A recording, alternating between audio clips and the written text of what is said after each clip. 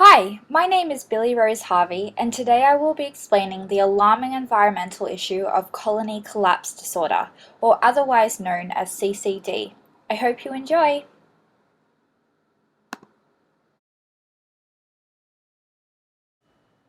Bees are amazing, and let's face it, planet Earth would be lost without them. Humans have heavily relied on bees from the origins of human evolution. Bees pollinate 1/3 of all agriculture crops around the world. Some of the fruits and vegetables that bees pollinate are apples, coconuts, and pumpkins, lemons, limes, and mangoes. At the end of 2006, many countries reported major losses in honeybee numbers, with some parts of Germany and Ireland recording a drop in colonies of over 50%.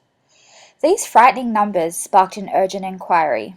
Environmental and animal scientists began researching why these major losses were occurring, and this issue was named colony collapse disorder.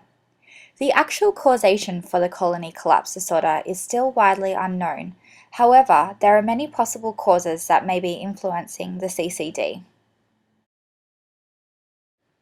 Pesticides, insecticides, and herbicides are commonly used on crop systems as a means of keeping farming productions healthy and free of unwanted insects.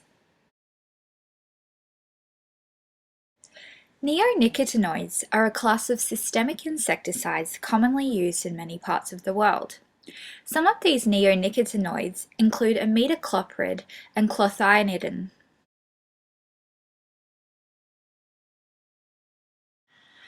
Neonicotinoids are thought to directly affect honeybees, as the chemicals leave residues within the pollen and nectar of the flowers. Imidacloprid, which is an active chemical in the neonicotinoid, is thought to impair the navigational abilities of the bee, which then affects foraging techniques. It is thought that foraging bees have trouble locating their way back to their colonies. Many bees end up becoming confused and lost from their colonies, which leads to malnourishment and eventual death.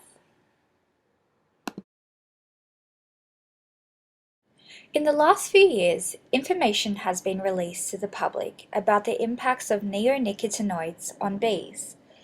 Increased political pressure has started to build surrounding the use of these dangerous pesticides. In 2013, over 2.5 million people in Europe signed an online petition demanding the European Food Safety Authority take action for further research, and by late 2013, the European Commission suspended the use of neonicotinoids on bee-attractive crops for over 2 years. Interestingly, Aldi supermarkets recently revealed a statement revealing that from the 1st of January 2016, their supermarket chain would be banning all foods using pesticides that are harmful to bees. This of course includes neonicotinoids such as imidacloprid and clothianidin. Aldi have asked their food suppliers that they should comply as soon as possible. Many countries such as the US are starting to create action plans for further research into these harmful pesticides.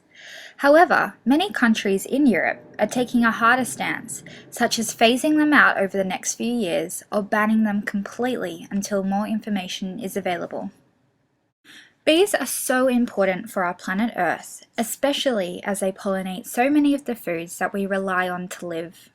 Politicians and government agencies should be making this environmental issue a #1 priority if we want to look after the health of our bees for future generations to come.